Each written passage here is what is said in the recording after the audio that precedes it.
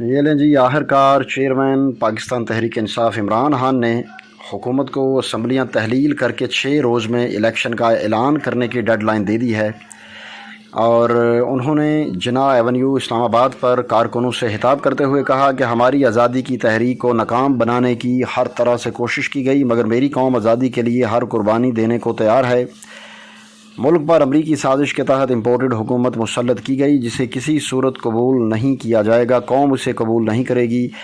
میر جعفر اور میر صادق امریکی سازش کا حصہ تھے، ان کی آدھی سے زیادہ کیبنٹ ضمانتوں پر ہے۔ اس امپورٹڈ وزیر اعظم اور اس کے بیٹے کو سزا ہونی تھی، اس سے زیادہ کیا قوم کی توہین ہوگی کہ قوم کا اقتدار چوروں کو سونپ دیا گیا۔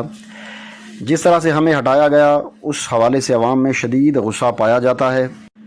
اس موقع پر چیئرمین پی ٹی آئی نے کہا کہ میں نے فیصلہ کیا تھا کہ الیکشن کی تاریخ ملنے تک یہیں بیٹھوں گا، مگر 24 گھنٹے میں جو ملکی حالات دیکھے وہ انتشار کی طرف جا رہے ہیں۔ حکومت کی جانب سے عوام اور پولیس میں نفرت پیدا کرنے کی کوشش کی جا رہی ہے۔